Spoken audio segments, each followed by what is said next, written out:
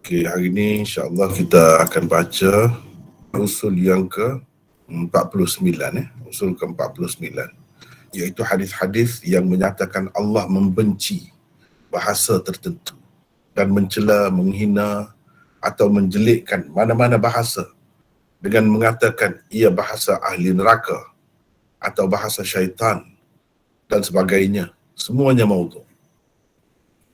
Tidak ada satu pun daripadanya sahih atau hasan, bahkan dhaif sekalipun.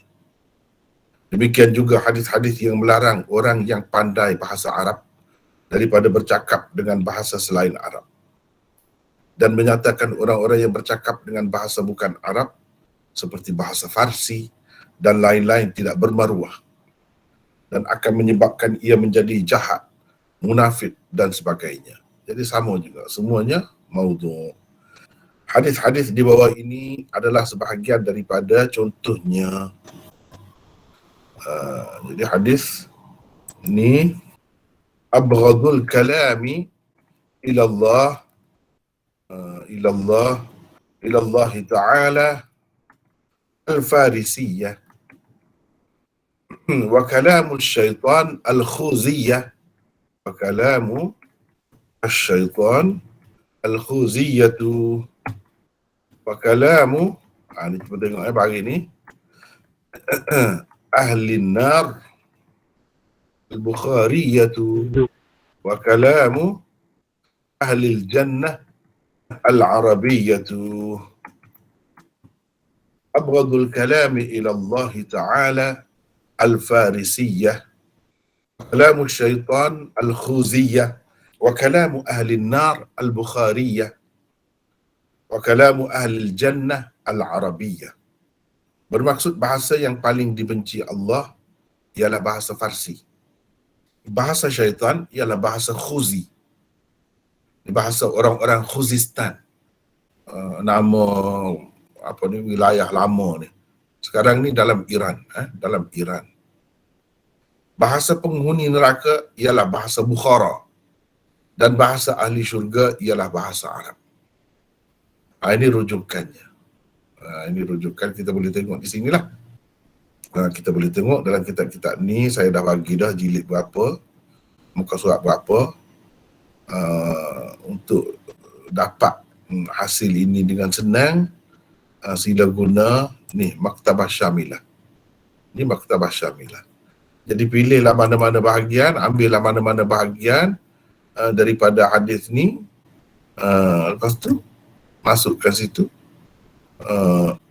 dan pilihlah bahagian-bahagian yang sesuai lah, kalau bahagian-bahagian yang sesuai.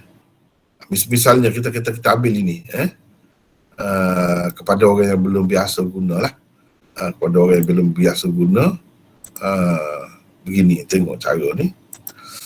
Ni Maktabah Syamilah, kita keluar dulu, ni masuk. Lepas tu bubuh di sini, paste di situ. Mana-mana bahagian lah ambil. Kalau tak kena ambil tu mungkin tak keluar juga. Jadi kita pilih di sini. Pilih di sini, kita kata kutub takhrij wa zawaid. Kutub Albani, dia banyak pasal cerita pasal ni. Ilal mawdu'at dan wahiyat. Kutub al-jarh wa ta'dil. Mungkin boleh kita ambil lagi tarajim wa tabaqat. Kita ambil beberapa, tidak ambil semua. Kalau ambil semua makan masa sikit nak cari itu. Kira-kiranya dalam kitab-kitab lain pun mungkin akan didapati juga, tetapi inilah tempat-tempat yang munasabah kalau kita nak dapat apa yang kita cari ini. Baik, sekarang kita cari sini. Sambil-sambil itu kita tengoklah. Bahasa yang paling dibenci Allah ialah bahasa Farsi. Bahasa Farsi. Sekarang ni pun disebut bahasa Farsi juga. Bahasa syaitan ialah bahasa Khuzi, bahasa orang-orang Khuzistan. Bahasa penghuni neraka ialah bahasa Bukhara, dan bahasa ahli syurga ialah bahasa Arab. Ini bahagian akhir ini memang ada hadis lah, tapi para ulama masih lagi berkhilaf tentang bahagian terakhir, tentang khilaf hakikatnya. Adakah bahasa Arab atau bahasa-bahasa lain juga. Walau bagaimanapun adalah hadisnya bahagian terakhir. Yang lain itu tidak sahih, satu pun tidak sahih. Yang akhir ini adalah juga riwayatnya. Baik, sekarang ni dah dia merah-merah ni keluar signal dah. Ada sini. Cuba kita tengok. Ini al-la'ali'ul masnu'ah. Al-la'ali'ul masnu'ah. Dia sebut ni akhbarani an Muhammad ibn Husain, Muhammad ibn al-Husain bin Fanjway. Dan seterusnya. Abghadul kalami ila Allah Ta'ala bil farisiyah. Tak kena ni, dia kadang-kadang silap juga Maktabah Syamilah ni. Al-Farisiyah wa kalamu syaitan al-khuziyah. Begitulah kata Ibnu Hibban, wada'ahu Ismail Syekh Dajjal la yahillu dhikruhu fil kutub illa ala sabil al-qadh fihi. Rawahu an Asim bin Abdullah al-Balkhi wa huwa mawdu' la asla lahu min kalami Rasulillah wala haddatha bihi Abu Hurairah wala al-Maqburi wala Ghalib. Baik, komentar. Hadis di atas di dalam Al-Firdaus bima'thuril khitab dikaitkan dengan Abdullah bin Amar sebagai perawinya. Kalau dia kaitkan hadis ini dengan Abdullah bin Amar bin Al-As sebagai perawinya. Sementara di dalam kitab Al-Abatil wal Manakir, Al-Mawdu'at dan Al-La'ali Al-Masnu'ah pula ia dikaitkan dengan Abu Hurairah. Seperti kita tengok tadi, dikaitkan dengan Abu Hurairah. Itu berbeza, satu perkara yang berbeza. Maknanya dalam setengah-setengah kitab ia dikemukakan sebagai musnad Abu Hurairah, setengah-setengah yang lain pula dikemukakan sebagai musnad Abdullah bin Amr. Itu ceritanya. Baiklah, sanad hadis Abu Hurairah menurut apa yang dikemukakan oleh Ibnul Jauzi adalah sebagai berikut. Ini sanadnya. Tadi yang di atas ni kan kita bagi matan saja, teks apa yang dikatakan hadis itu. Mana sanadnya? Ini sanadnya. Lepas qala itu yang tadilah abghadul kalami ila Allah al-farisiyah tadi dan seterusnya. Ini sanadnya. Setelah mengemukakan hadis itu bersama sanadnya, Ibnul Jauzi menghukum ia sebagai hadis maudhu'. Perawi yang tertuduh mengada-ngadakannya, yakni merekanya ialah Ismail bin Ziyad. Ini yang saya gariskan ini. Ismail bin Ziyad. Komentar 3. Ibnu Hibban berkata dialah yang merekanya, reka hadis. Hadis ini maudhu', tiada asal baginya daripada ucapan Rasulullah SAW. Tidak ia diriwayatkan oleh Abu Hurairah dan tidak juga ia diriwayatkan oleh Al-Maqburi. Yang ni Al-Maqburi tak ada kena-mengena ni, sahaja dikaitkan nama dia. Abu Hurairah pun tak ada kait. Sebenarnya mereka ni tak ada meriwayatkannya pun. Itu kata Ibnu Hibban. Ismail bin Ziyad seorang syekh Dajjal. Disebut Dajjal. Bukan main-main kalau sebut Dajjal ini nak, ini dah kemuncak lah lafaz, jarh atau tajrih terhadap perawi. Mana teruk sangat lah ni. Penipu besar lah. Dajjal ini mana penipu besar. Tidak halal menyebutkan nama Ismail ini di dalam kitab, melainkan dengan maksud menyatakan keterukannya. Kalau dengan maksud kita nak menyatakan teruknya, itu saja boleh. Bukan sebut nama dia tu dengan baik. Itu tak boleh. Ini dalam Al-Majruhin. Tak ada di sini. Tak apalah. Mungkin dia macam lain lafaznya. Tengok dalam rujukan saya tu, cuba cari, insya-Allah bertemu. Macam di sini Al-Majruhin. Ibnu Adi berkata Ismail bin Ziyad perawi munkarul hadis. Perawi munkarul hadis. Kalau perawi munkarul hadis ni maknanya teruklah. Hadis dia selalunya bercanggah dengan hadis perawi-perawi yang kuat. Perawi-perawi yang thiqah. Itu munkarul hadis. riwayat yang dibawanya tidak boleh dijadikan hujah, dalil. Tidak juga boleh dijadikan mutaba'at dan syawahid, tak boleh. Dan hadis riwayat dia itu jadi dhaif sangat. Ini kalau tengok kepada munkarul hadis itu saja. Tadi apa ni Ibnu Hibban dah kata pun dia ni reka hadis ni. Dan pereka hadis dia tu dah teruk dah tu. Tiada siapa pun menjadi mutabi'nya pada kebanyakan riwayat yang dikemukakannya. Kalau riwayat dia ni boleh dikatakan tak ada orang lain lah yang meriwayatkannya, turut meriwayatkannya, tak ada. Sebab orang lain tidak macam tu. Ad-Daraqutni pula berkata Ismail bin Ziyad adalah perawi pendusta besar dan matruk. Kadzab. Kadzab di mana? Pendusta besar. Matruk. Matruk tadilah. Matrukul hadis. Tidak boleh diterima riwayatnya. Itu cerita kita tengok dari sudut sanad, dari sudut sanad. Tak boleh pergi. Kalau dia ada seorang ni pun dah tak boleh pakai dah ada ni. Apalagi ada masalah-masalah lain lagi. 5. Selain tokoh-tokoh hadis yang dikemukakan di atas telah menghukum hadis itu sebagai maudhu' dan ia suatu dusta atas nama Rasulullah sallallahu alaihi wasallam semata-mata, dusta semata-mata. Al-Mizzi, Al-Zahabi, Hafiz Ibnu Hajar, Ibnu Arraq, Ibnu Tahir Al-Maqdisi, Al-Fattani, dan lain-lain juga berpandangan yang sama terhadapnya. Orang lain pun kata begitu. Maknanya tak boleh pakai lah. Ada hadis yang macam ni, jangan dipakai. Itulah tujuannya kita belajar hadis ni. Sekarang ni di tempat kita ni lagi nampak lah keperluannya. Ketara sangat lah. Kan? Macam-macam yang masuk dalam TV tu pun bukan-bukan masuk. Sebab apa? Masyarakat tidak pandai menilai. Itu puncanya. Masyarakat kira orang yang bercakap sedap cakap. Sudah. Itulah yang hebat, itulah yang alimnya. Ini satu kelemahan masyarakat lah. Dalam keadaan adanya kelemahan ini macam-macam lah cerita keluar kan. Umpamanya Nabi nak bunuh diri lah, macam-macam. Nabi nak bunuh diri, nak terjun dari atas puncak bukit. Macam-macam cerita keluar. Dan masuknya dalam surat khabar, dalam TV, dalam media-media sosial. Tak ada kawalan. Macam seseorangnya tak ada kawalan. Tak ada siapa pun yang bertanggungjawab.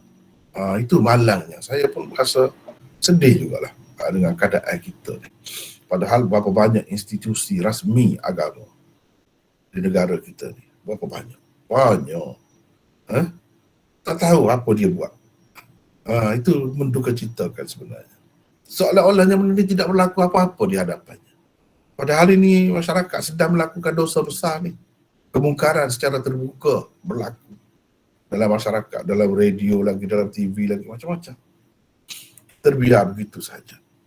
Kadang-kadang orang-orang yang menyebarkan benda-benda macam ni, itulah yang ditonjolkan. Itulah yang ditonjolkan. Ini malang sekali.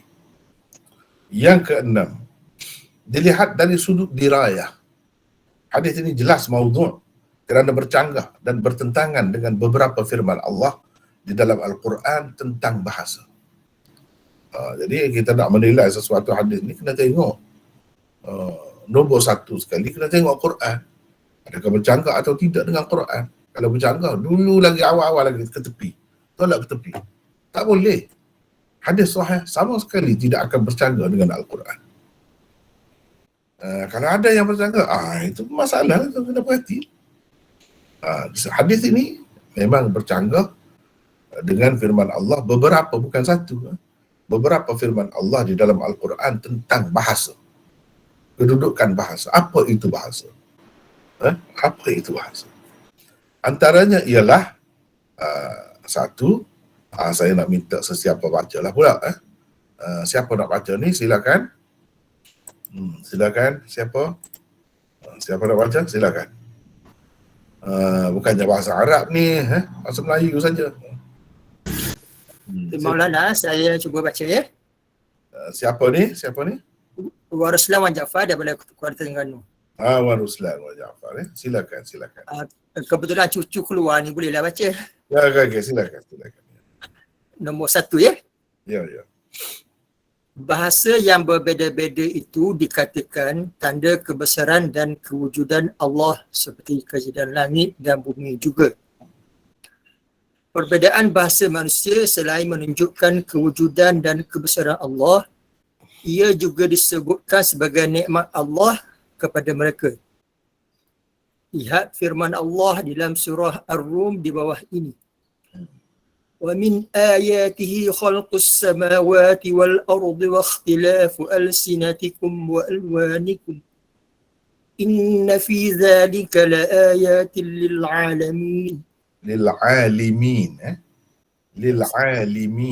إِنَّ فِي ذَلِكَ لَآيَاتٍ لِلْعَالِمِينَ bermaksud, dan di antara tanda-tanda kewujudan, kekuasaan, belas kasihan dan kebijaksanaannya ialah kejadian langit dan bumi, perbezaan bahasamu dan warna kulitmu. Sesungguhnya pada yang dikembali itu terdapat tanda-tanda bagi orang yang berpengetahuan. Surah Ar-Rum ayat 22. Nombor 2. Bahasa yang berbeza-beza disebut Allah sebagai nikmat dan rahmatnya. Lihat firman-Nya di dalam surah Ar-Rahman di bawah ini. Khalaqal insan 'allamahul bayan. Bermaksud, dia yakni Ar-Rahman menciptakan manusia. Dia juga yang mengajarnya pandai bertutur dan berbicara. Surah Ar-Rahman 3 dan 4. Nombor 3.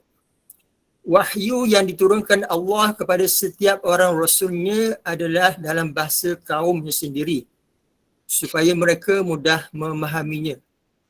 Lihat firman Allah di bawah ini. وَمَا أَرْسَلْنَا مِنْ رَسُولٍ إِلَّا بِلِسَانِ قَوْمِهِ لِيُبَيِّنَ لَهُمْ فَيُضِلُّ اللَّهُ مَنْ يَشَاءُ وَيَهْدِي مَنْ يَشَاءُ وَهُوَ الْعَزِيزُ الْحَكِيمُ. Yang bermaksud, dan kami tidak mengutuskan seorang pun Rasul melainkan dengan bahasa kaumnya, supaya dia menjelaskan hukum-hukum Allah kepada mereka. Maka Allah menyesatkan sesiapa yang dikehendakinya menurut undang-undang peraturannya. Juga memberi hidayah petunjuk kepada sesiapa yang dikehendakinya menurut undang-undang peraturannya. Dan dialah juga yang maha kuasa lagi maha bijaksana. Dialah jua. Surah Ibrahim ayat 4. Ni jua bukan juga jua. Dan dialah jua yang maha kuasa lagi maha bijaksana. Surah Ibrahim ayat 4. Jadi ini kalau kita perhatikan ayat-ayat ni, saya sebut secara ringkas. Sebenarnya Imam Bukhari pun dalam kitab dia berdalil dengan ayat-ayat ni juga. Tentang keharusan menggunakan bahasa selain Arab.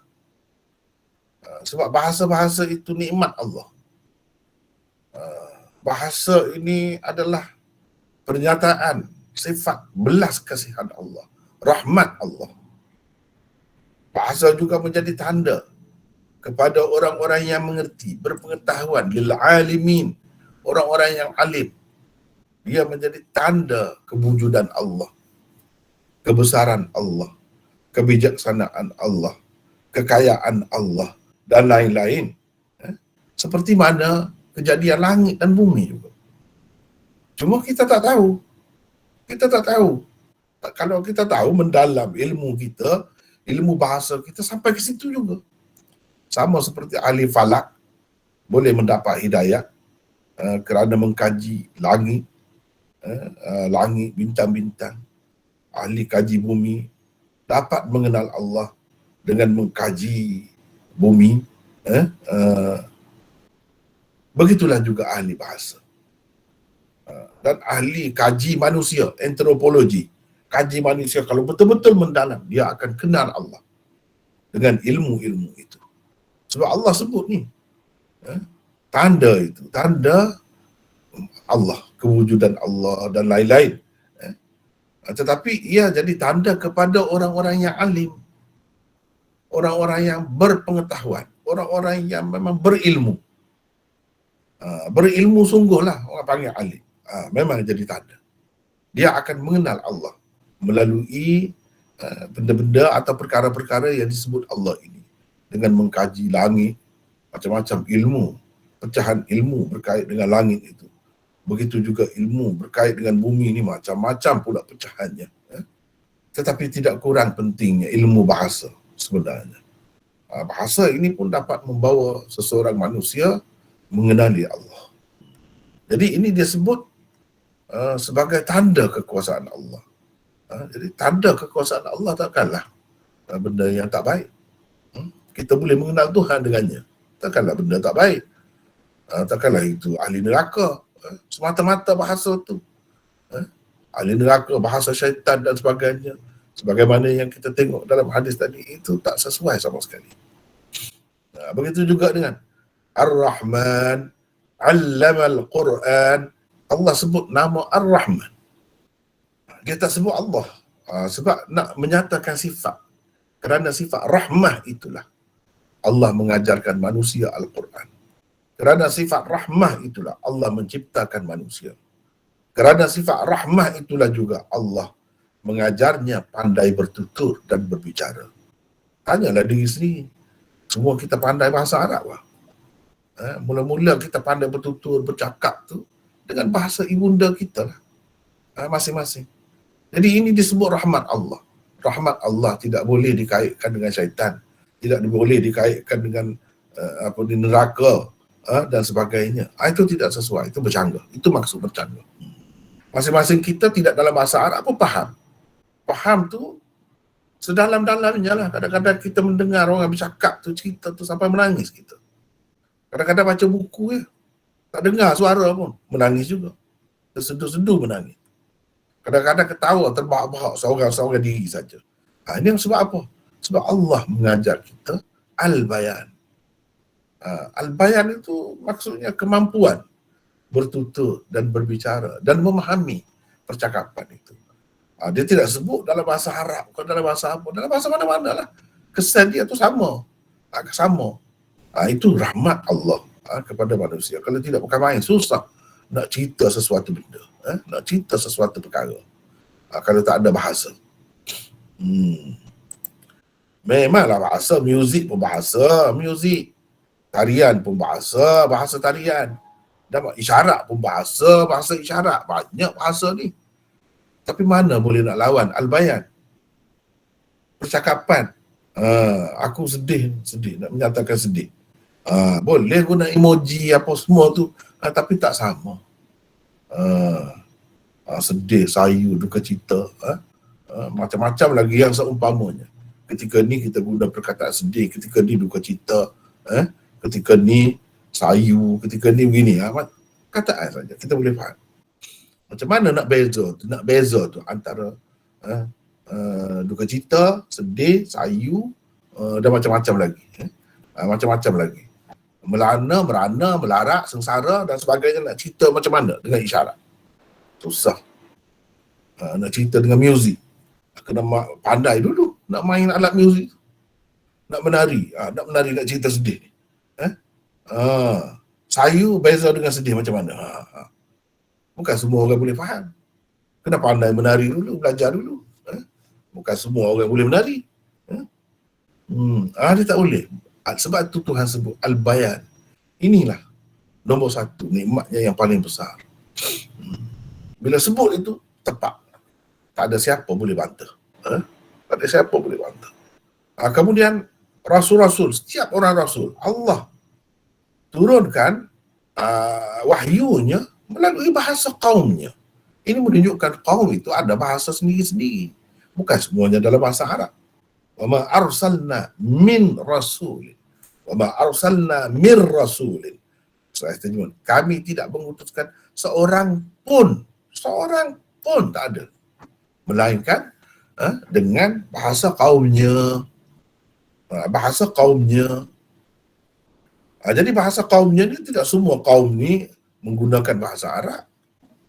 Dia memang jelas lah. Sebagaimana kita tahu, kitab Taurat diturunkan dalam bahasa Ibrani, dan kitab Injil diturunkan dalam bahasa Syriani, dan nabi-nabi yang dahulu yang ada kitab, ada pun selepas nabi kita ni tak ada, dah tak ada nabi lah, hanya ada dalam bahasa Arab tu lah. Sebab bahasa Arab tu dapat merangkumi semua maksud yang melebihi bahasa-bahasa lain yang ada ni.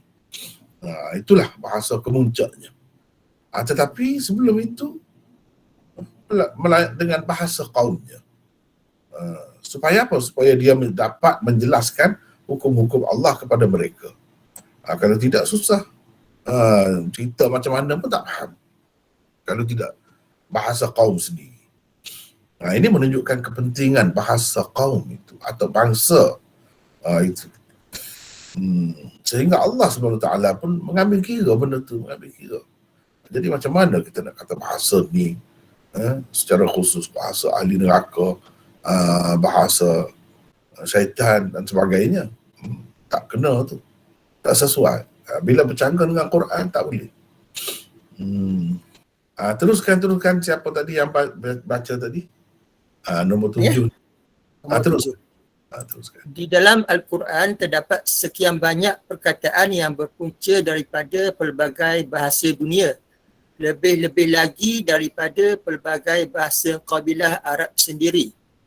Antaranya bahasa Habsyah, bahasa Ibrani, Hebrew, bahasa Suryani yang di bahasa Syria kuno, bahasa Kipti, bahasa Roman, bahasa Farsi, bahasa India Lama, bahasa Nabati, bahasa Turki tua, bahasa Barbar dan lain-lain. Menurut As-Suyuti, terdapat lebih 100 perkataan bukan Arab di dalam Al-Quran, walaupun ia digunakan setelah betul-betul bersebati sebagai perkataan bahasa Arab. Perkataan yang berpunca daripada bahasa Farsi adalah antara yang terbanyak digunakan di dalam Al-Quran. Lihat sebagai contohnya perkataan berikut. Ni macam perkataan ni abariq, tanur, abariq, tanur, dinar, zanjabil, sijil, sijin, suradiq, suradik, sundus, boleh baca yang Maulana. sundus, Sundus, qufl, kufl, kafur, kafur, kanz, kanz, kuwirat, kuwirat, misk, misk, maqalid, maqalid, maqalid, yaqut. yaqut. Ni semua ni daripada bahasa Farsi. Ni dalam Quran. Ini sebahagiannya. Teruskan. Kalau Allah telah menggunakan perkataan-perkataan tersebut yang berpunca daripada bahasa Farsi di dalam Al-Quran, bagaimana pula boleh dikatakan ia bahasa yang paling dibenci Allah? Baik. Sekarang ni saya nak tunjuk ya. Yang saya catat ini. Ini yang saya ambil tadi daripada kitab Al-Itqan fi Ulumil Quran. Al-Itqan fi Ulumil Quran karangan As-Suyuti, tentang lafaz-lafaz asing yang terdapat di dalam bahasa, di dalam Al-Quran, yang disusun mengikut huruf huruf kamus. Ni cuba tengok. Abariq. Hakat Tha'alibi fi fiqh al-lughah annaha farisiyah. Ini bahasa Farsi. Yang saya sebut tadi tu. Cuba tengok. Ni abariq. Abariq. Ini bahasa Farsi. Jawaliqi kata ibriq. Ini abariq jamaknya. Ibriq. Farsi mu'arrab. Bahasa Farsi yang dijadikan Arab. Maknanya ialah jalan air, saluran air, atau sabbul ma' ala hina, mencurahkan air dengan perlahan-perlahan. Itu maknanya ibri. Cuma saya tidak nak panjang di sini, saya tidak sebutlah Jadi ibrik itu, abarik ini apa asalnya saya tak sebut lah. Sebab dalam kitab ni pun tak sebut. Sebenarnya kalau dalam kitab-kitab lain yang lebih detail lagi disebut ni. Macam abarik ni dia sebut. Abarik, abris. Sebab saya boleh juga bahasa Farsinya, saya tahu. Saya tahu. Bahkan saya ada tulis kamus pun tentang ni. Cuma belum dicetak. Lama dah berpuluh tahun dah siap. Belum dicetak. Tetapi ada. Ni abris asal dia. Kemudian dia jadi berubah tu. Jadilah macam ni, berubah. Jadi itulah setengah-setengah ulama kata bahasa asing yang digunakan dalam Quran itu bahasa asing yang betul-betul telah jadi bahasa Arab. Sebati dah. Orang tak perasan pun dia ni daripada bahasa asing. Tetapi bagi pengkaji dia tahu ini daripada bahasa asing. Daripada bahasa asing. Ini daripada abarik.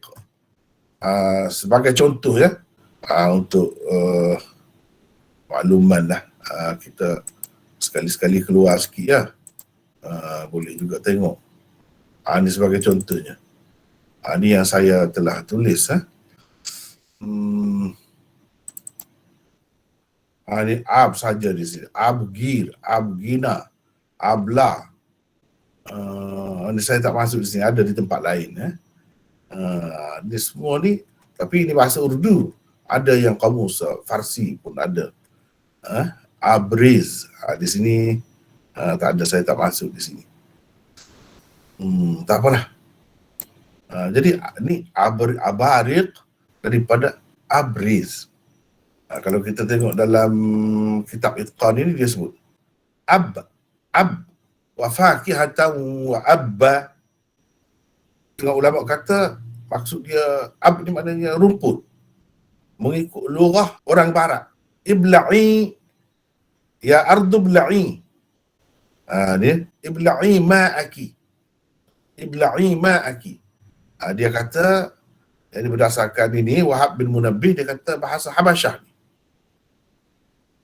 Tetapi Abu Syekh melalui saluran Ja'far bin Muhammad daripada ayahnya, dia kata isyrabi bilughatil Hind. Ini ibla'i ini mengikut bahasa India lama. Ibla'i. Ini akhlada walakinnahu akhlada ilal ard. Rakana, mana cenderung, condong. Ini mengikut bahasa Hebrew. Bil-ibriyah. Cuba tengok ni. Berapa banyak. Sampai ke ya. Ada sebut. Jadi, kalau Allah sendiri guna, macam mana kita kata ini bahasa yang paling dibenci Allah? Bahasa Farsi paling dibenci Allah. Kalau dia benci, dia tak guna. Dinar, duit dinar. Tanur, tanur, tandur, tanduri, tandur, zanjabil, sijil, sanggegil, itu asal dia, sijil.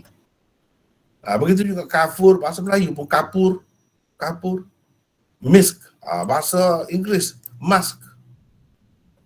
misk, bahasa khitamuhu misk, kasturi, permata, yakut, permata delima. Ini semua bahasa Farsi. Kalau kita tengok dalam kitab tu saja pun cukup dah. Baik. Baca lagi, silakan. Nombor 8. Maulana nampak kena kunci dah balik semua rumah ni. Okey. Biar orang lain. Ada gangguan. Ya, tak apa. Gangguan ni. Sila orang lain. Tak apa. Sila baca orang lain. Kalau boleh yang belum baca lagi ya. Sambung. Saya baca insyaAllah. Siapa ni? Muhammad Ali. Muhammad Ali ya. Silakan. Nombor 8 Ya. Nabi SAW sendiri ada menggunakan perkataan-perkataan daripada bahasa bukan Arab dalam percakapannya, dan ia tersebut di dalam hadis-hadis yang sahih. Semua itu menunjukkan baginda SAW sememangnya bersikap terbuka terhadap bahasa-bahasa lain selain bahasa Arab. Itulah yang kita kena tengok. Quran kata macam mana, dalam hadis sahih macam mana. Ini bercanggah dengan Al-Quran dan juga hadis-hadis yang sahih. Kerana itu kita tak boleh pakai riwayat seperti ini untuk memburuk-burukkan sesuatu bahasa. Sama sekali tak boleh. Islam memang bersikap terbuka terhadap bahasa-bahasa ini. Nabi SAW sendiri pun. Kemudian contoh kedua ya, sila baca. Boleh nampak kali saya bagi baris? Boleh. Man takallama bil farisiyah. Farisiyah. Man takallama bil farisiyati zadat fi khabbihi. Khabbihi. Dalam setengah riwayatnya fi khubuthihi atau khubthihi wa naqasat min muru'atihi. Muru'atihi. Begini ejanya muru'atihi. Sepertinya gini. Muru'atihi. Man takallama bil farisiyah zadat fi khabbihi atau khubthihi wa naqasat min muru'atihi. Baca, sila baca. Bermaksud. Contoh kedua, man takallama bil farisiyati zadat fi khabbihi aw khubuthihi wa naqasat min muru'atihi. Ya. Bermaksud, orang yang bercakap dalam bahasa Farsi, yakni menggunakannya, akan semakin bertambah kejahatannya dan semakin berkurang maruahnya. Ini rujukannya. Banyak boleh tengok di sinilah. Jadi kita tak perlu baca yang ini ya. Tengok sini saja. Komentar. Okay, komentar. Al-Hakim telah meriwayatkan hadis ini dengan sanad yang berikut. Ini Hakim. Iaitu dalam Mustadrak dia. Baca, teruskan. Haddathana Abu Abdurrahman Muhammad ibnu Abdullah al-Bayruti sana Abu Farwa Qala haddathana begitu. Qala haddathana Abu Farwa Yazid bin Muhammad bin Sinan Qala haddathani Abi Qala haddathani Talha ibnu Zaid Ar-Raqi Qala anil Auza'i an Yahya bin Abi Kathir an Anas bin Malik radhiyallahu anhu qala Rasulullah sallallahu alaihi wasallam. Jadi begitulah. Ini sanad dia. Kalau kita baca tu baiki sikit ya. An Yahya bin Abi Kathir. Baca begitu. An Yahya bin Abi Kathir. Talha bin Zaid Ar-Raqi dan seterusnya. Okey, teruskan. Ad-Daraqutni di dalam Al-Atraf Al-Gharaib wal-Afrad. Tak ada al di sini. Atraful Gharaib. Ad-Daraqutni dalam Atraf Al-Gharaib wal-Afrad. Juzuk yang kedua, muka surat 251. Ibnu Adi di dalam Al-Kamil, juzuk yang keempat, muka surat 109. Dan Ibnul Jauzi di dalam Al-Mawdu'at, juzuk ketiga, muka surat 71, juga telah mengemukakannya dengan sanad yang sama. Mana bahagian atas ni, kalau yang kemudian lah, Hakim ni dia dulu lagi. Kalau yang kemudian macam Ibnul Jauzi, apa semua ni, Ibnu Adi ni, hanya seorang dua, di bawah ni berbeza lah. Tapi di atas ni sama. Dengan sanad ni lah juga. Mereka kemukakan hadis di atas. Kononnya diriwayatkan oleh Anas daripada Nabi SAW. Teruskan. Nombor 2. Az-Zahabi mengomentarinya di dalam Talkhis Al-Mustadrak dengan berkata, tidak sahih, isnadnya sangat lemah. Di dalam Mizan Al-I'tidal pula beliau berkata, ia adalah hadis maudhu'. Ali bin Al-Madini berkata, Talha bin Zaid mereka mengada-ngadakannya. Maksudnya mengada-ngadakan hadis. Mencipta hadis. Jadi perawi Talha bin Zaid Ar-Raqi tadi ni. Ni kan, ni Talha bin Zaid Ar-Raqi. Di sini ini yang dipegang. Ini yang bermasalahnya. Ini Ar-Raqi ni. Ini yang bermasalah. Talha, kita garis. Talha bin Zaid Ar-Raqi. Itulah yang Imam Zahabi kata tu. Talha bin Zaid mereka. Ini mengada-ngadakan hadis. Teruskan. Seterusnya, Ad-Daraqutni berkata, Talha bin Zaid bersendirian dalam meriwayatkannya, sedang dia perawi matruk al-hadis. Imam Bukhari, An-Nasai dan lain-lain juga berkata, Talha bin Zaid munkarul hadis dan matruk al-hadis. Ibnu Hibban bahkan berkata tentangnya, seorang perawi yang sangat mungkar hadisnya, tidak halal berhujah dengannya. Ini kalau kata matrukul hadis ni, bawah sedikit daripada Dajjal, Wadhi' Yada'ul hadis, Kazzab dan sebagainya, bawah sedikit. Tapi teruk dan dia tak boleh pakai ada perawi yang macam ni. Jadi apa nama ni, Talha bin Zaid ini antara yang kata mereka hadis, mungkarul hadis, matrukul hadis. Kalau mungkarul hadis ini riwayat-riwayatnya bercanggah dengan riwayat-riwayat perawi-perawi yang sahih. Matrukul hadis perawi yang hadisnya tidak diterima oleh ulama hadis. Teruskan. Yang keempat, Ibnu Adi mengatakan hadis ini batil, iaitu karut. Ibnul Jauzi, Asy-Syaukani, Al-Albani dan lain-lain pula mengatakan hadis itu maudhu'. Imam Ahmad, Ali bin Al-Madini dan Abu Daud mengatakan Talha bin Zaid memang mereka hadis.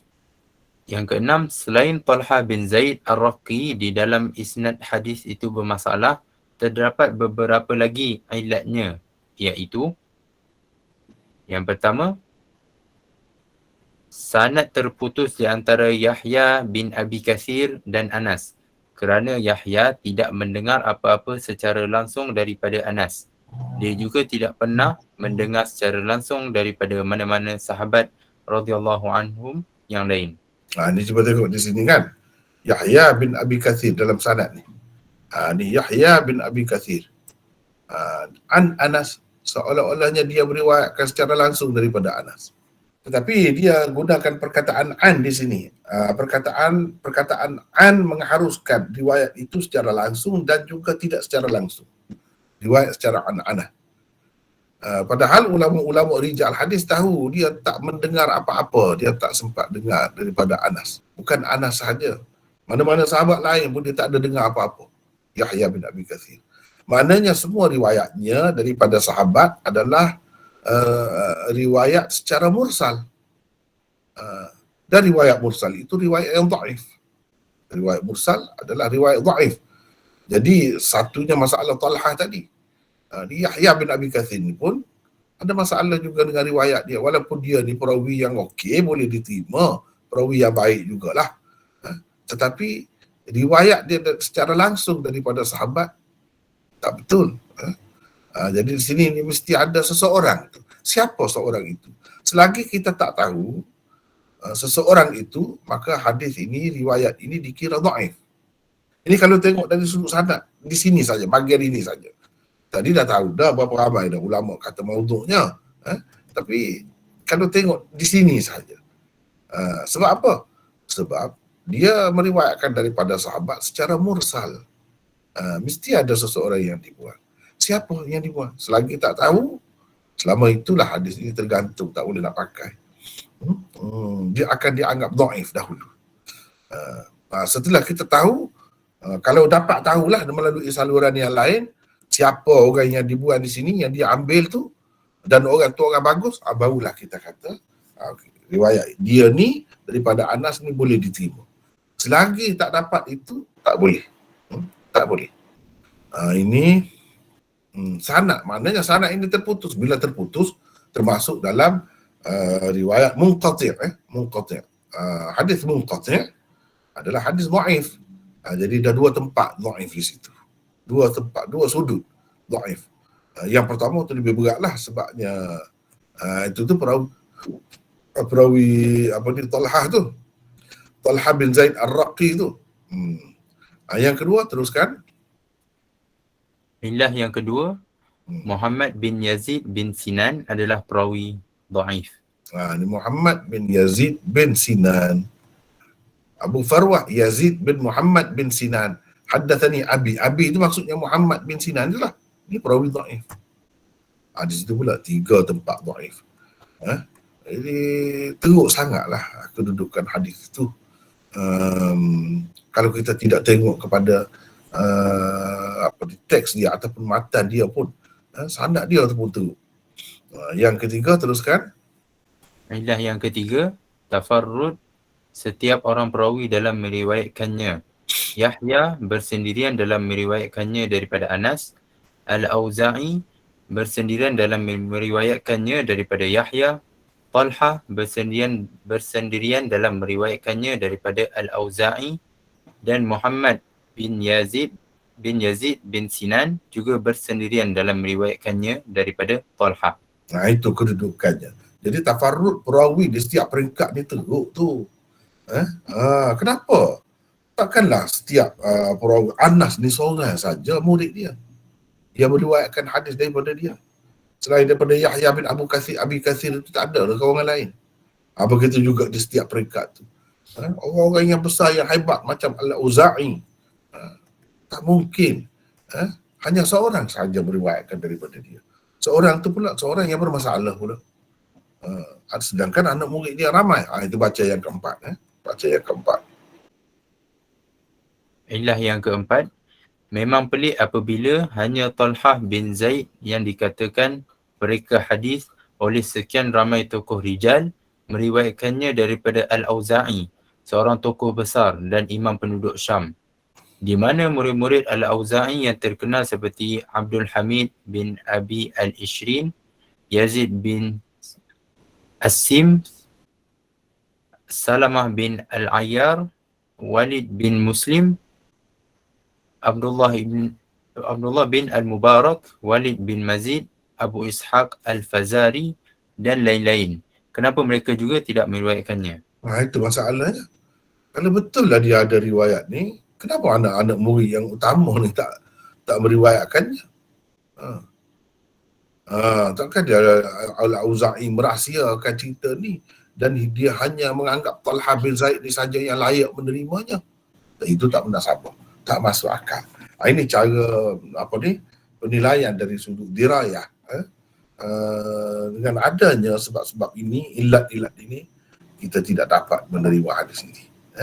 Pada dasarnya hadis ini tidak sahih, tidak juga hasan. Dhaif lah. Dan dhaifnya teruk sangat. Bahkan sampai ke peringkat maudhu'. 7. Tidak terbukti dalam kenyataan bahawa orang yang bercakap bahasa Farsi lebih jahat daripada orang-orang yang bercakap bahasa-bahasa lain di dunia ini. Tidak terbukti juga maruah orang yang bercakap bahasa Farsi semakin berkurang. Jadi kita nak, benda ni benda kita boleh tengok kan? Benda kita boleh tengok. Jadi bercakap tu, kalau bercakap benda gaib pun orang petikai juga. Kamu tahu macam mana benda gaib. Kalau cakap benda yang orang tak boleh tengok, tidak terbukti semua tu. Bahkan orang yang bercakap bahasa lain pun ada juga sifat-sifat yang kurang begitu. Mungkin lebih teruk lagi. Maruah maruah. Jadi maruah orang yang bercakap semakin berkurang. Macam mana kita tahu? Kita kira macam mana? Itu tak boleh. Semua ni tak terbukti. Sedangkan benda ni benda boleh disaksikan oleh kita semua. Ada sejarahnya daripada dahulu sampai sekarang.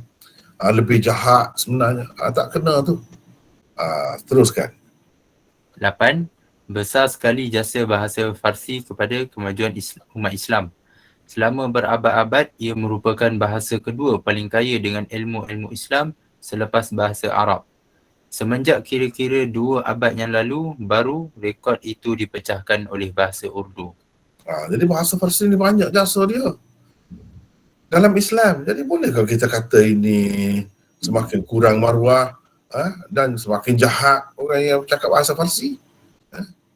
Sedangkan dia bahasa ni lah yang banyak mengumpulkan ilmu-ilmu Islamnya. Takkanlah bahasa yang mengumpulkan ilmu-ilmu Islam begitu banyak orang yang tahu bahasa tu, jadi maruahnya semakin berkurang. Dan orang yang bercakap dengan bahasa tu jadi semakin jahat. Ini benda tak masuk akal. Sebenarnya tak perlu bahas dah. Tapi dah nak bahas juga, kita sebutlah benda-benda ni kan. Jadi bahasa Farsi ni boleh bagaimana boleh bahasa yang begitu berjasa kepada umat Islam dikatakan penggunanya semakin jahat dan maruahnya semakin berkurang. Sampai sekarang ni kalau kita belajar di India, di Pakistan kan, kalau periksa apa tesis boleh buat dalam bahasa Farsi sampai sekarang ni. Dan di sana ditekankan bahasa Farsi ni, digalakkan pelajar-pelajar supaya belajar bahasa Farsi, tahu bahasa Farsi untuk dapat membaca kitab-kitab yang memang hanya ada di dalam bahasa Farsi. Itu kan besar jasanya, bahkan lebih daripada orang lain. Di mana kita kata dia kurang? Kita kata dia jahat apa macam tu. Jadi tak benar tu semua tu, tak benar semua ni. Bahkan bahasa itu bahasa yang sangat berjasa kepada umat Islam. Contoh ketiga, biar orang lain lah pula baca ya. Siapa pula nak baca ni? Silakan. Orang lain pula. Kita ramai ni, hampir 100 orang ni. Tak mahu berkongsi, sila berkongsi. Ni nak baca yang ketiga, yang contoh ketiga ni. Siapa? Teruskan. Siapa ni? Izzati dari Bangi. Izzati ya. Teruskan.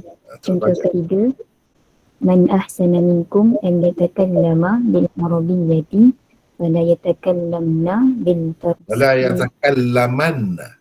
Wala yatakallamanna bil farisiyyati fa innahu yuwarrisun nifaqa. Bermaksud, siapa dari kalangan kamu pandai bercakap bahasa Arab, maka janganlah sekali-kali ia bercakap bahasa Farsi, kerana ia menimbulkan sifat nifak. Ini rujukannya, antara rujukannya ni dalam kitab-kitab ini. Baik, komentar. Baca. 1. Al-Hakim telah mengemukakan hadis di atas dengan sanad berikut. Qala haddatsani Abu Amru Sa'id. Abu Amrin. Abu Amrin. Waw tu waw fariqah. Qala haddatsani Abu Amrin Sa'id bin Qasim. Sa'id bin al-Qasim bin al-Ala'i al-Mutawwi'i. Qala haddatsana Ahmad bin Laisi bin al-Khalil. Qala haddatsana Ishaq bin Ibrahim al-Jurayri di Balkh. Nama tempat Balkha. Di Balkhin. Qala haddatsana Amr bin Harun. Qala haddatsana Usama. Qala haddatsana Usama bin Zaid al-Laisi al-Laisi an Nafi' an ibn Umar radhiyallahu anhuma qala Rasulullah sallallahu alaihi wasallam. Jadi ini sanad Hakim. Ini kitab Hakim ni masyhur, Al-Mustadrak ala Sahihain. Jangan terpedaya, jangan terkeliru. Nanti kita kata pula, apa yang Imam Bukhari dan Imam Muslim tak masukkan dalam kitab mereka, sebenarnya banyak lagi yang taraf hadisnya sama dengan apa yang telah dikemukakan oleh Bukhari dan Muslim dalam kitab mereka. Itu hadis-hadis itu Hakim kumpulkan dalam kitabnya Mustadrak. Kalau nak kira dari segi taraf, sama dengan taraf hadis yang ada di dalam Bukhari dan Muslim itu. Sebab perawi-perawinya adalah perawi Bukhari dan Muslim. Jangan terpedaya sama sekali. Jangan anggap begitu. Sebabnya ada hadis seperti ini di dalam kitab Al-Mustadrak itu. Mana boleh dengan adanya hadis-hadis seperti ini kita nak kata dia setaraf dengan Sahih Bukhari dan Muslim? Tak mungkin. Tak mungkin. Teruskan, Izzati. Kedua, walaupun hadis contoh ketiga ini dihukum sahih oleh Al-Hakim, namun Az-Zahabi dan lain-lain tokoh hadis mengkritiknya dengan teruk. Az-Zahabi di dalam talkhisnya menulis Amr bin Harun dikatakan pendusta oleh Ibnu Ma'in, sementara tokoh-tokoh yang lain pula mengatakan ia perawi matruk. Ini Amr bin Harun. Ini Amr bin Harun. Ini perawi matruk. Ibnu Ma'in kata pendusta. Bila dalam sanad ada seorang saja pendusta, maka hadis itu akan dihukum sebagai hadis maudhu'. Begitu kaedahnya. Hadis maudhu'. Nampak ke tidak tu? Nampak kan? Okey. Okey. Apa cerita? Ketiga, Al-Iraqi mengkritik Al-Hakim kerana memasukkan hadis-hadis seperti ini di dalam kitabnya Al-Mustadrak, padahal ia sangat dhaif, bahkan maudhu' pada pandangan para ulama hadis yang lain. Keempat, Imam Bukhari dalam sahihnya telah mengadakan satu bab bertajuk Babu man takallama bil farisiyyati warwatanati. Warwatana. Bab orang yang bercakap bahasa Farsi dan bahasa-bahasa lain selain bahasa Arab. Tujuannya menurut para pensyarah kitab tersebut seperti Hafiz Ibn Hajar, Hafiz Al-Aini dan lain-lain ialah untuk menyatakan keharusan bercakap dalam bahasa lain selain bahasa Arab. Jadi itu tujuan. Sebagaimana kita dah belajar Sahih Bukhari kan, dah tahu cara dia. Imam Bukhari dia bila dia buat sesuatu tajuk dia ada maksud dia. Dia ada maksud dia nak cerita apa. Ini bab orang yang bercakap menggunakan bahasa Farsi ataupun orang yang bercakap bahasa Farsi dan bahasa-bahasa lain selain bahasa Arab. Selain Farsi, bahasa-bahasa lain lah. Bahasa Melayu ke bahasa Cina ke bahasa apa ke kita kata, itu termasuk dalam rotanah. Apa tujuan Imam Bukhari? Kalau kita tengok di dalam syarah-syarah hadis, mereka kata tujuan Imam Bukhari buat ni seperti Ibnu Hajar, Al-Aini dan lain, kata untuk menyatakan keharusan bercakap dalam bahasa lain selain bahasa Arab. Kalau kita tengok kepada hadis tadi, Nabi melarang keras itu sebab dia gunakan nun taukid thaqilah ni. Fala yatakallamanna. Sesiapa di antara kamu yang pandai bercakap Arab, maka jangan sekali-kali. Larangan tu, larangan teruk tu, kuat tu. Seolah-olahnya haram. Kalau larangan ni, kalau mengikut usul fiqh, larang berarti, terutamanya kalau dengan kuat begini berarti haram lah.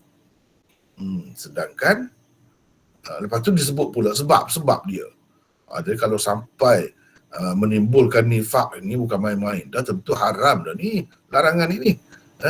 Jadi Imam Bukhari nak bantah, nak kritik hadis-hadis seperti ini, bahawa sebenarnya bercakap dengan bahasa Farsi ke atau bahasa-bahasa lain adalah sesuatu yang harus, sama ada kepada orang yang pandai bercakap Arab atau tidak pandai.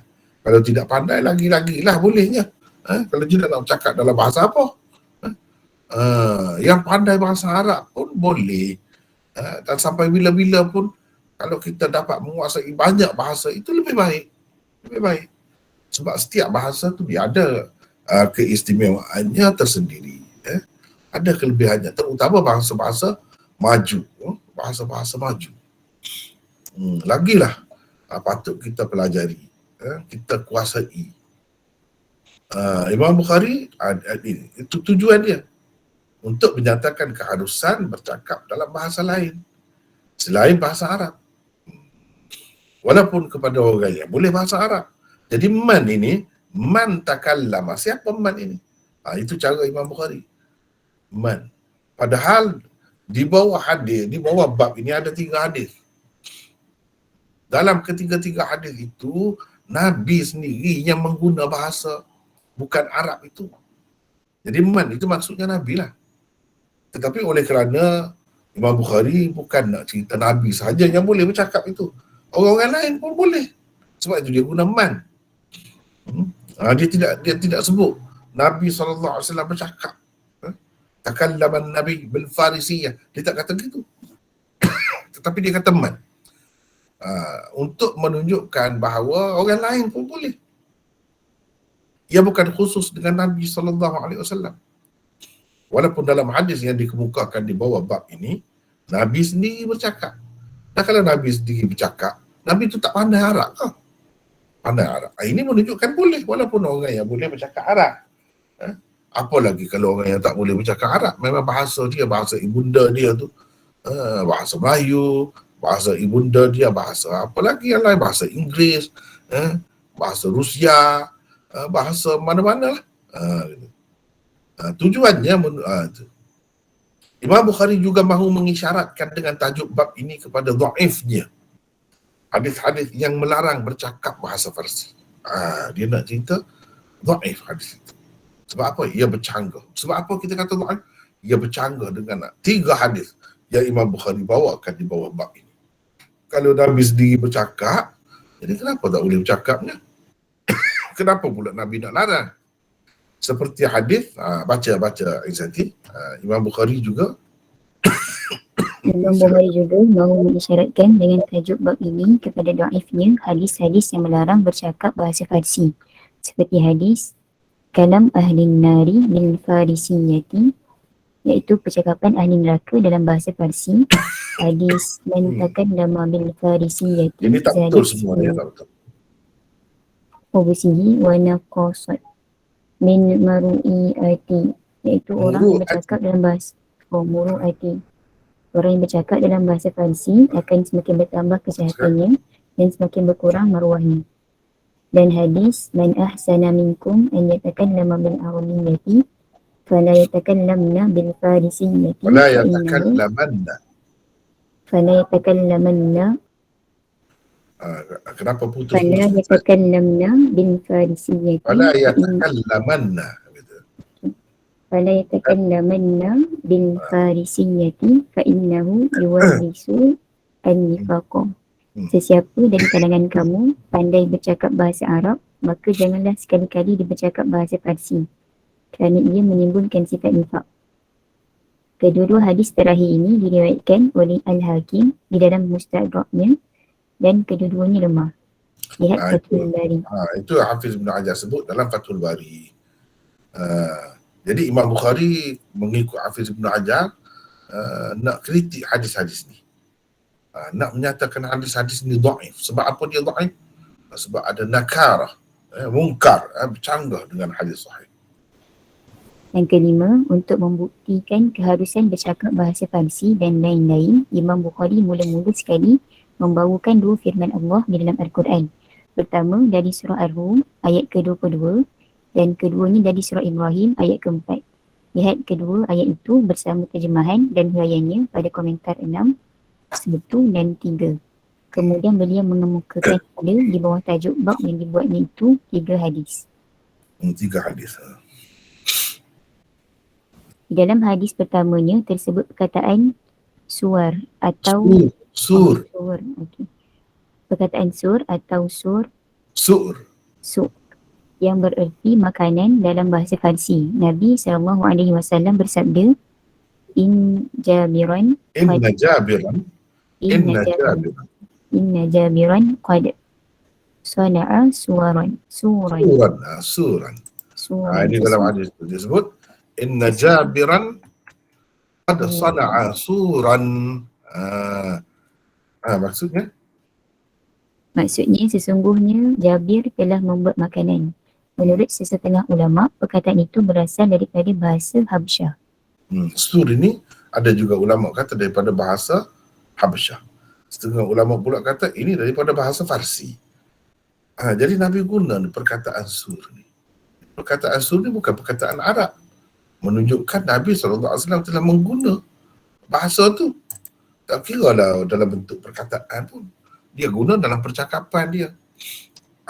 Maknanya bukan kata Nabi SAW ini hanya tertutup sangat. Masalah bahasa ni tidak. Dia terbuka. Dia guna juga bahasa-bahasa lain. Jadi ini menjadi panduan kepada ahli bahasa lah. Mana-mana bahasa, kita kena bersikap terbuka dengan bahasa-bahasa lain. Boleh bahasa-bahasa lain itu digunakan dalam bahasa kita, dimasukkan ke dalam bahasa kita. Teruskan. Dalam hadis keduanya tersebut bahawa Rasulullah SAW telah menggunakan satu perkataan dalam percakapannya daripada bahasa Habsyah, iaitu sana. Ia bererti cantik. Cantik. Sana. Kalau kita sekarang ni banyak orang cakap Inggeris, beautiful, cute. dan sebagainya lah.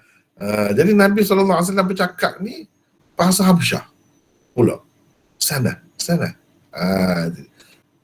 Bila dibagi pakaian kepada budak tu, Nabi suruh pakai. Dia pakai tu jadi cantik. Nabi pun kata, sana. Sebab mak dia tu pernah pergi ke Habsyah. Gitu. Jadi Nabi pun gunalah bahasa Habsyah sedikit. Baca lagi. Dan di dalam hadis ketiganya pula Rasulullah SAW diriwayatkan telah mengguna dalam percakapannya satu perkataan yang berpunca daripada bahasa Farsi juga, iaitu kah. Macam budak gitu budak lekak apa-apa kan, kita nak suruh dia muntah tu kita pun kita buat gitu kan. Jadi orang Parsi dia kan kah. Dia kata begitu. Nabi guna itu. Baca. Supaya buah kurma yang dimakan oleh cucundanya Hasan dimuntahkan.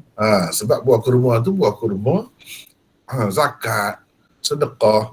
Sedangkan Nabi SAW tidak bagi, dia sendiri tak makan sedekah zakat. Begitu juga melarang anak cucunya sampai bila-bila makan zakat dan sedekah ni. Yang wajib lah. Adapun yang sunat itu masih lagi khilaf. Kebanyakan ulama mengatakan boleh pun. Yang wajib itu macam zakat itu tak boleh. Jadi dia Hasan ni budak kan, masih kecil lagi, tiba-tiba termakan buah kurma zakat yang ada di rumah Nabi.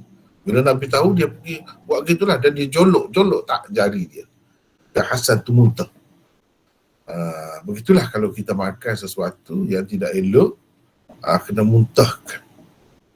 Makan benda haram pun muntahkan setakat mana yang boleh lah. Jadi Hasan. Sebab itulah saya di tempat yang lain, dalam buku saya tulis, Hasan ini sebenarnya tidak lahir pada tahun ketiga. Dia lahir lewat dah pada tahun ke-7. Jadi munasabahlah kalau masa tu masih kecil kan, dia makan benda ni. Kalau tidak, masa tu dia sudah besar. Takkanlah cucu Rasulullah tu tak terdidik, tak diajar, umur 7-8 tahun dah. Masih lagi seperti orang lain. Orang lain pun cerdik dah 7-8 tahun tu. Ni Hasan pula. Sebab itu bagi saya pendapat yang mengatakan ia dilahirkan pada tahun ketiga itu tidak benar. Hasan sebenarnya lahir pada tahun ke-7 sebab kelahirannya disambut oleh Asma binti Umais. Asma binti Umais hanya ada di Madinah pada tahun ke-7 selepas perang Khaybar. Sebelum itu dia tidak ada di Madinah, tidak ada juga di Mekah. Dia berada di Habsyah. Jadi orang Habsyah tu balik pada tahun yang ke-7. Kecuali beberapa orang lah, tak ramai yang balik sebelum hijrah. Yang balik sebelum hijrah tu tak ramai. Asma binti Umais ni berdasarkan riwayat Bukhari juga, ia hanya datang ke Madinah selepas perang Khaybar. Dan perang Khaybar itu berlaku pada tahun yang ke-7. Dan dialah yang dikatakan telah menyambut kelahiran Hasan. Ini menunjukkan Hasan itu baru lahir pada tahun yang ke-7. Barulah sesuai dengan cerita ni. Masih budak lagi. Dia tak tahu beza. Tidak memayyiz lagi. Kalau kita kata dia lahir pada tahun yang ketiga, sepatutnya sudah memayyiz. Cucu Rasulullah SAW, kiranya paling cerdik lah. Macam mana boleh makan benda macam tu? Macam budak yang belum memayyiz. Ini buktinya, salah satunya. Baca lagi yang tadi. Kalau benar hadis contoh ketiga di atas yang melarang orang yang pandai bahasa Arab daripada bercakap, iaitu menggunakan bahasa Farsi, kenapa baginda sendiri telah menggunakannya? Kalau benar ia boleh menimbulkan sifat nifak, tentu sekali baginda tidak akan menggunakan bahasa itu. Kalau betul, ini menunjukkan dengan sendirinya perbuatan Rasulullah ini menolak hadis tadi. Tentu Nabi tak akan guna kalau bahasa tu boleh menimbulkan nifak. Sedangkan Nabi SAW suruh umat dia ni bebas daripada nifak ni. Tak kira lah nifak i'tiqadi ke atau nifak amali ke, tak kira. Nabi SAW memang melarang daripada sifat nifak. Ini tiba-tiba dia sendiri pula bodoh. Mana boleh lagu tu. Baca lagi. Itulah alasan berupa hadis sahih yang digunakan oleh Bukhari untuk membuktikan keharusan bercakap dalam bahasa-bahasa lain selain bahasa Arab.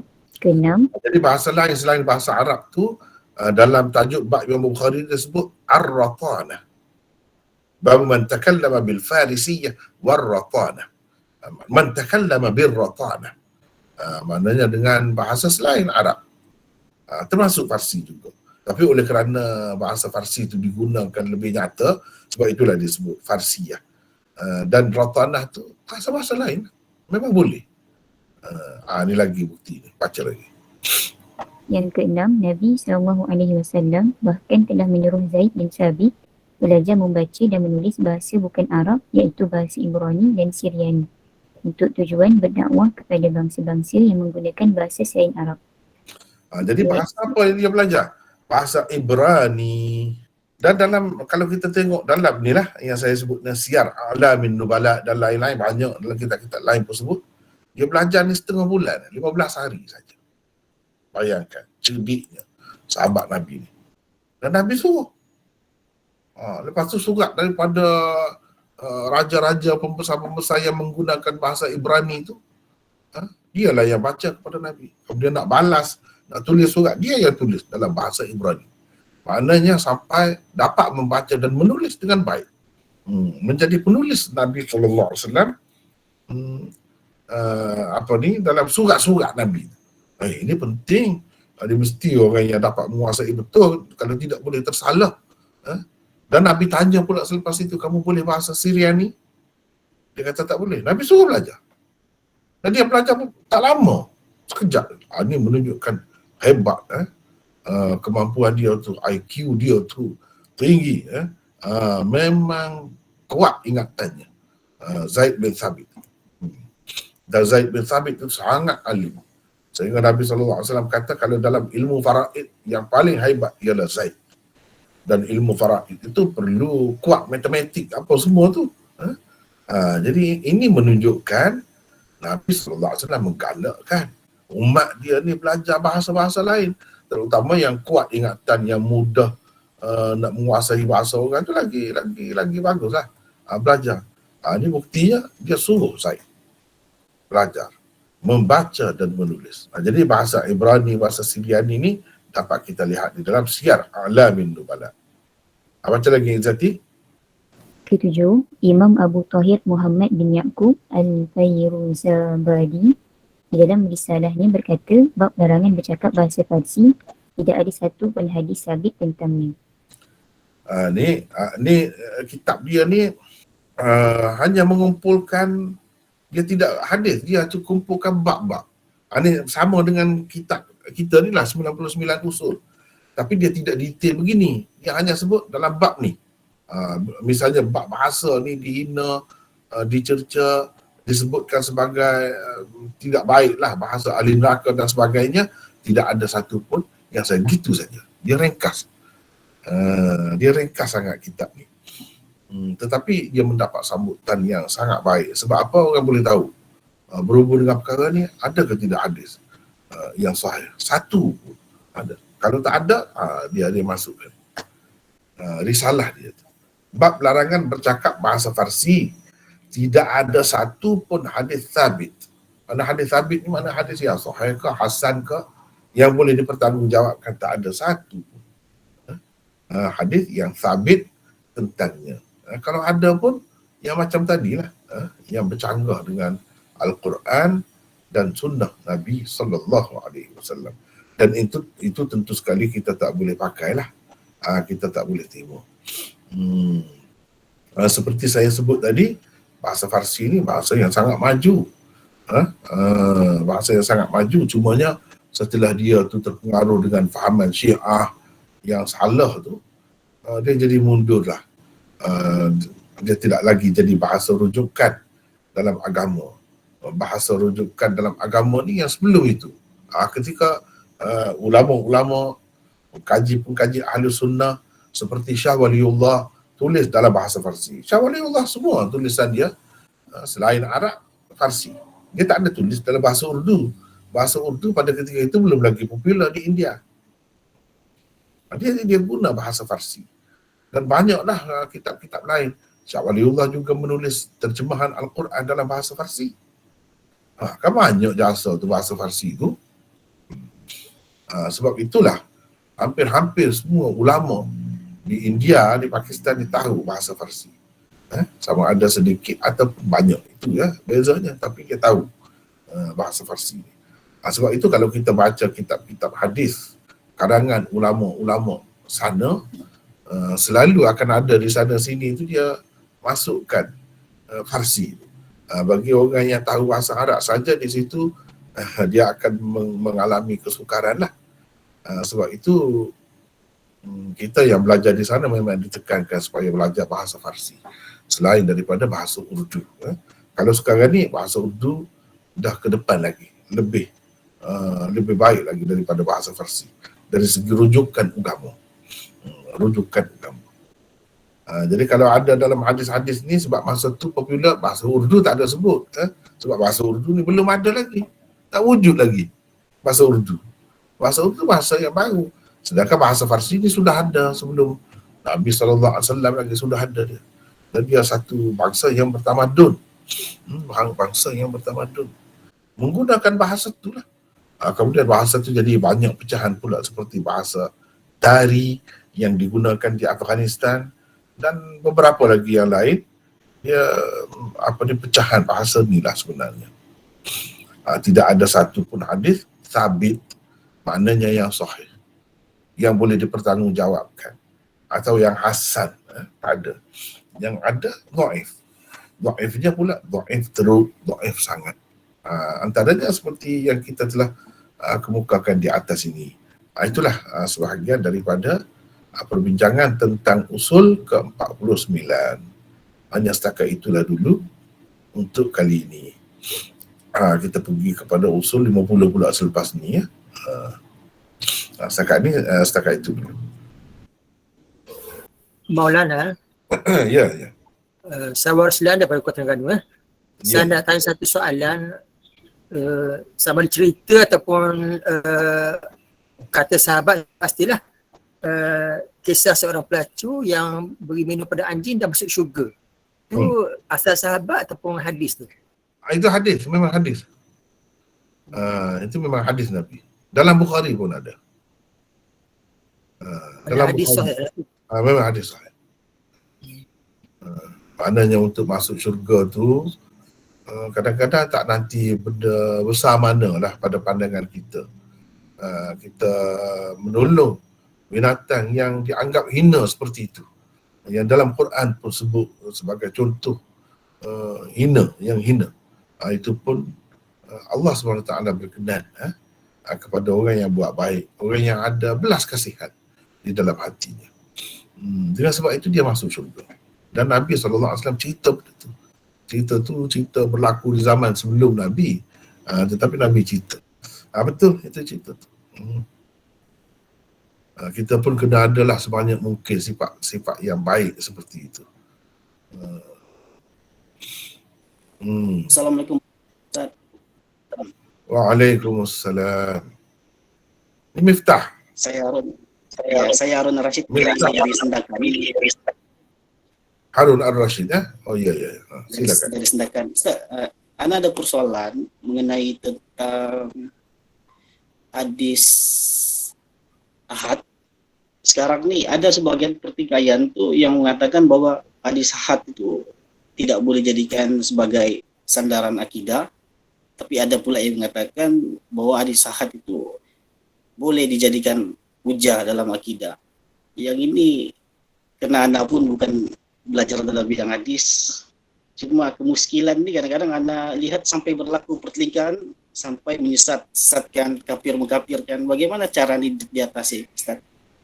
Apakah hadis ahad boleh dijadikan sebagai akidah ataupun tidak sebenarnya? Sepatutnya kita kena sandarkan Dia persoalan ini pada sebenarnya ahlinya seperti Ustaz. ya, dia sebenarnya sepatutnya tidak berlaku begitu ya. Sebab dia ni termasuk dalam kita semua sepatutnya kena tahu bahawa khilaf yang berlaku di kalangan ulama ini bukan hanya dalam perkara furu', dalam perkara usul pun, usul ni, usul fiqh, usul hadis, akidah, ada usul dan furu', memang banyak. Jadi kita perlu tahu di mana kita boleh berbeza pendapat dan di mana tidak boleh. Yang tidak boleh ialah dalam masalah usul akidah. Adapun soal hadis ahad tadi, sama ada boleh digunakan untuk akidah atau tidak, itu masih khilaf. Kalau mengikut Asy'ariyah dan Maturidiyah, memang tidak, dia tak boleh. Dia mesti kena mutawatir. Kalau hadis ahad pun hadis ahad yang ada sandarannya di dalam Al-Quran. Ada sandarannya di dalam Al-Quran. Maknanya hadis ahad yang diliputi oleh banyak bukti-bukti yang menunjukkan kekuatannya. Hadis ahad yang macam tu barulah boleh. Jadi hadis ahad yang muhtaf bil qara'in, itu barulah boleh kalau bagi Asy'ariyah dan Maturidiyah. Satu lagi golongan salafiyah ataupun ahlul hadis seperti Imam Bukhari dan lain-lain, mereka mengatakan hadis ahad pun menjadi sumber akidah juga. Tak mestilah hadis ahad tu sampai ke peringkat mutawatir. Bila kata ahad tidak mutawatir lah. Berapa banyak Imam Bukhari sendiri menggunakan hadis ahad untuk perkara akidah. Dan itu boleh. Cuma bagi kita ni, kalau ada yang terima begini, kita kena tahu lah, begitu pun boleh. Kalau tak mahu terima, boleh juga. Itulah. Jadi dalam perkara furu' akidah boleh berbeza pendapat. Sebab itulah ada khilaf.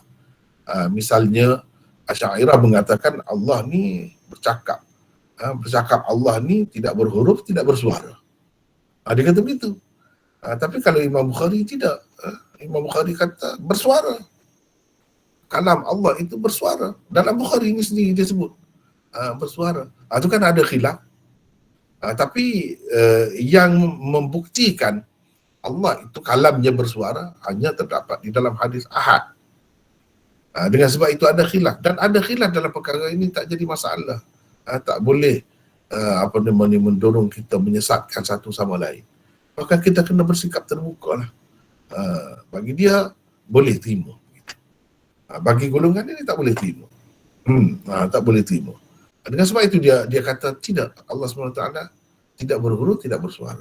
Sebab kalamnya itu tidak menyerupai makhluk. Begitulah.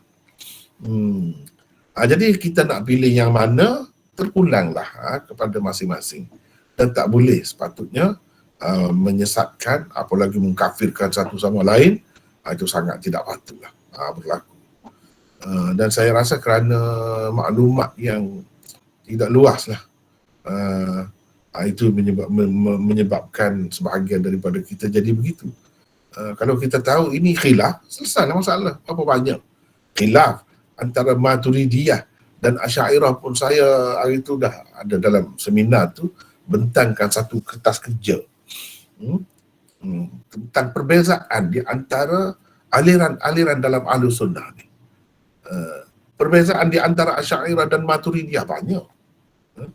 Yang saya sebut dalam nota itu hanya 20. Sebenarnya ulama-ulama sebut sampai 50 lebih, ada yang sebut sampai 70. Khilaf. Yang khilaf tu tak jadi masalah sebab ia hanya sabit berdasarkan riwayat-riwayat yang ahad. Yang tak boleh khilaf ialah kalau mutawatir, itu tak boleh khilaf. Misalnya Allah tidak menyerupai sesuatu, tu tak boleh khilaf, semua kata begitu. Kalau dia kata ada suara pun, suara yang tidak seperti suara makhluk. Itulah. Suara yang layak dengan Allah lah, tak tahu macam mana. Tapi oleh kerana dalam hadis sebut ada suara, adalah. Dan kalau khilaf dalam perkara ini masih sepatutnya kita bertolak ansur. Dan semuanya Ahlus Sunnah wal Jamaah. Cuma ini khilaf antara ahli salafiyah Maturidiyah dan Asy'ariyah pun ada khilaf juga, banyak perkara. Tetapi tidaklah pula masing-masing itu menyesatkan satu sama lain, tak berlaku gitu. Sepatutnya antara Asy'ariyah dan Salafiyah ni pun tidak begitulah. Kita kena terimalah semuanya Ahlus Sunnah wal Jamaah. Ada berbeza sana sini itu kena anggaplah secara umumnya kepada kita orang yang tidak begitu banyak belajar ni, kita kena anggap ini khilaf dalam perkara furu' akidah. Furu' akidah boleh lagi khilaf. Boleh lagi khilaf. Bukan furu' fiqh saja, boleh. Furu' akidah pun boleh lagi. Tidak menyebabkan seseorang itu jadi sesat, apalagi nak jadi kafir, tak berlaku gitu.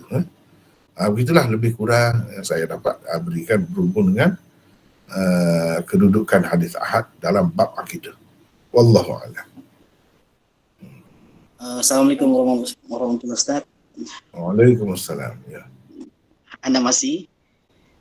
Anda terbaca Ya. riwayat hadis mengenai rukun iman tu. Dalam Ya. satu riwayat hadis tu ada 6, yang di salah satu perawi lagi ada 7, ada 9. Ustaz, bagaimana untuk kita memahami seperti itu? Kenapa boleh berlaku perbezaan matan hadis di situ? Rukun iman tu sebenarnya macam mana cara untuk kita memahami persoalan-persoalan begini, Ustaz? Jadi kita kalau orang awam, kita terima yang sudah orang kata sudah diperisi, sudah dibagi isi, dia koyak semua kulit itu, dihidangkan. Kita terima apa yang telah dihidangkan, yang jelas di dalam hadis-hadis yang jelas, iaitu 6 lah seperti yang maklum itu.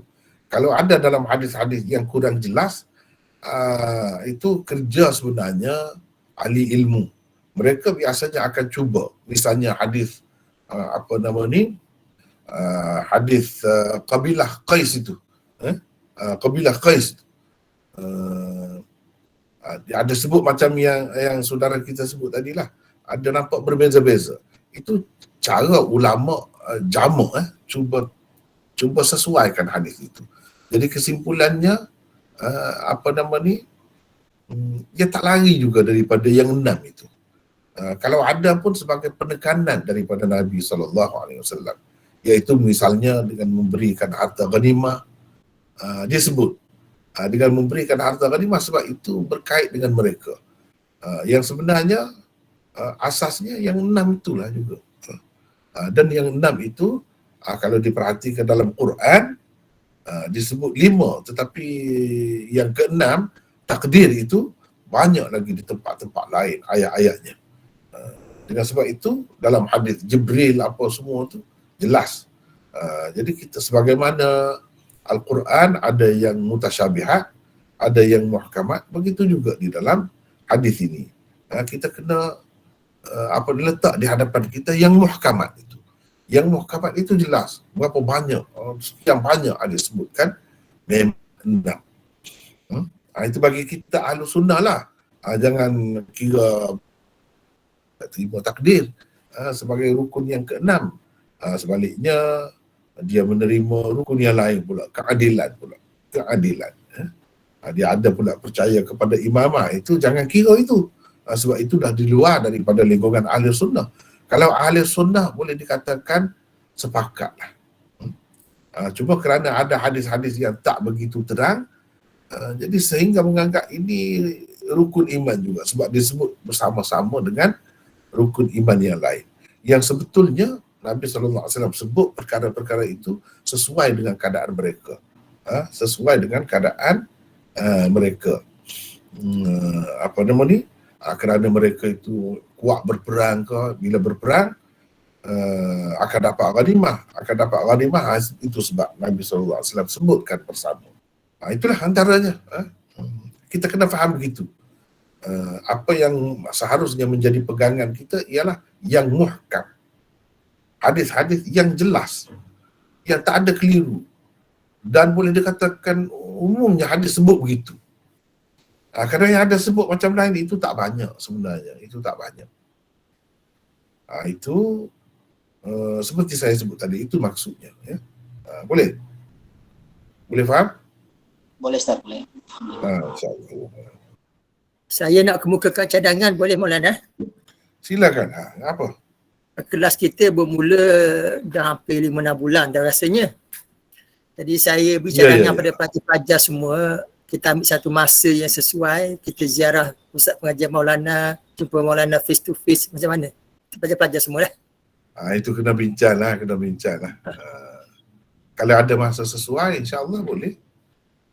Di Darul Kausar atau di mana-mana tak jadi masalah, insya-Allah. Ya, tak mana. Saya pun ingin juga nak jumpa Maulana ni. Ya. Sebab saya pun terfikir juga tu kan, kita duduk main begini, sebab tu saya sebut tadi. Elok juga kalau lama-lama sekali kita bertemu. Itulah saya suka sangat dengan teratak hadis ni, dia buat dalam bentuk begini, ada nama, ambil nama, peserta-peserta tu, jadi kita jelas tahu, lebih terikat lah, lebih terikat daripada tidak ada begini kan. Sekurang-kurangnya kita tahu begitulah, orang ni masuk, orang ni tidak masuk. Kemudian kalau boleh berkenalan tu bagus juga, cumanya yalah, tengoklah masa yang sesuai. Kalau sesuai, insya-Allah boleh. Assalamualaikum. Waalaikumsalam. Maulana, saya Fuad. Ya, Fuad. Daripada mana ni? Dari Kubang Krian. Oh, Kubang Krian tadi. Ya. Yalah, Hospital USM. Silakan, ada apa tu? Tadi Maulana ada sebut sepintas lalu tentang diperkatakan Rasulullah SAW cuba membunuh diri. Ya. Boleh minta komen Maulana secara ringkas lah, setakat yang penting untuk kami orang awam je lah. Macam mana kita nak? Sebenarnya saya dah bincang benda tu, dan sepatutnya dah keluar dalam bentuk buku ni, 99 usul jilid 1. Dalam tu saya dah bincang dengan panjang lebar. Dan dalam rakaman pun ada, saya rasa dalam YouTube kalau cuba cari, saya pun tak pasti juga tajuk dibuat macam mana. Tapi berkenaan dengan itulah. Ini antara perkara yang tidak sesuai dengan Nabi lah, di bawah usul, satu usul yang tidak sesuai dengan Nabi SAW. Tidak mungkin berlaku kepada Nabi SAW. Antaranya saya bagi contoh ini. Dan ini walaupun tersebut di dalam Sahih Bukhari, tetapi ia bukanlah riwayat yang musnad. Bukan riwayat yang musnad. Dan itu termasuk di dalam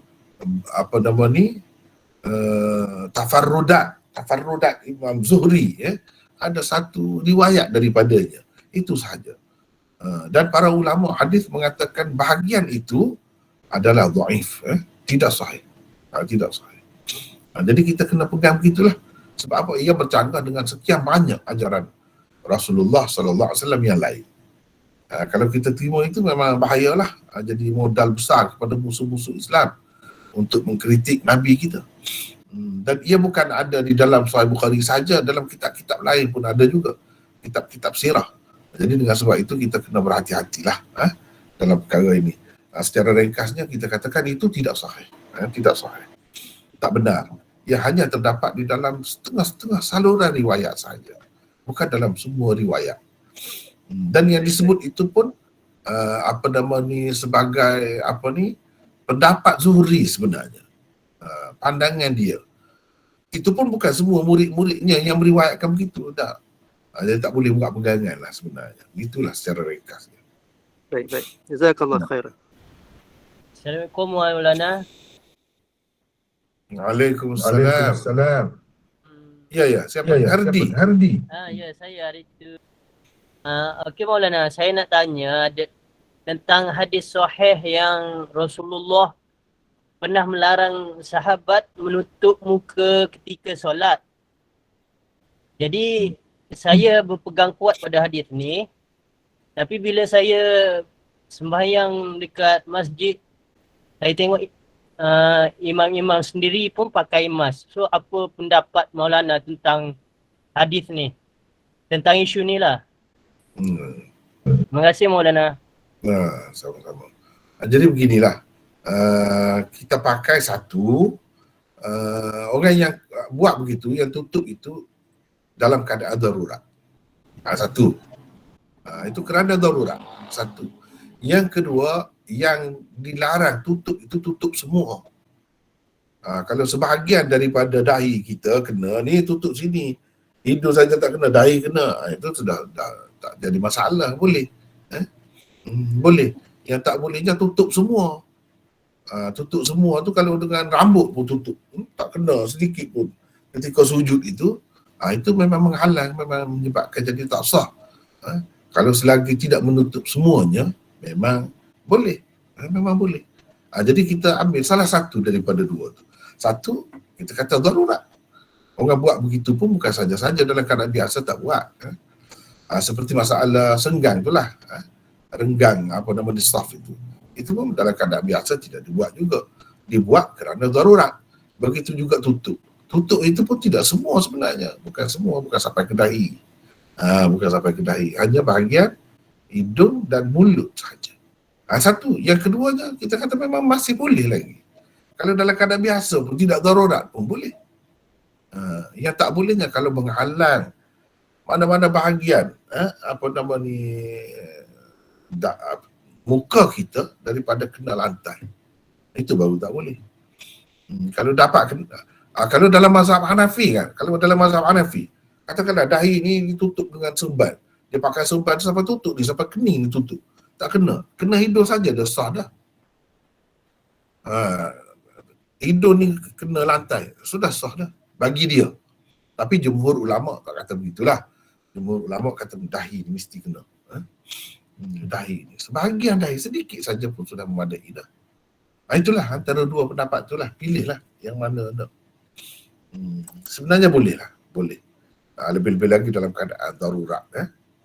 Ini termasuk dalam darurat. Wallahu a'lam. Assalamualaikum Maulana.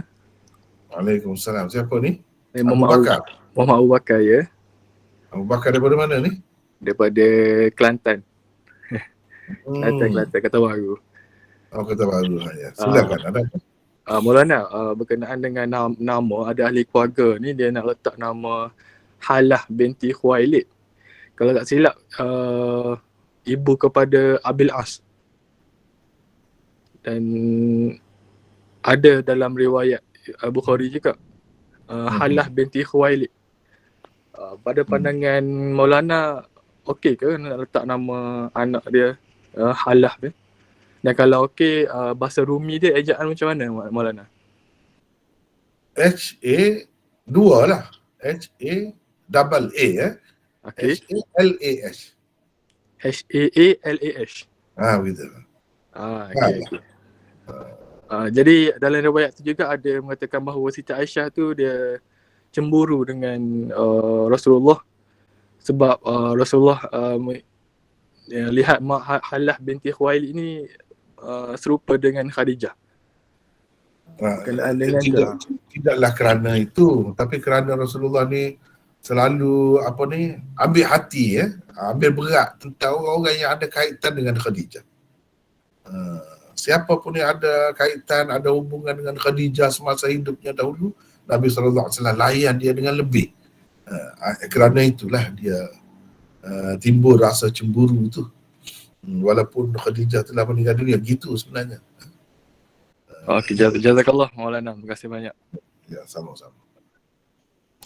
Saya rasa cukuplah untuk hari ni ya. InsyaAllah kita akan sambung besok pula ya. Jadi hanya sekadar itu untuk hari ini. Wallahu a'lam. Assalamualaikum warahmatullahi wabarakatuh.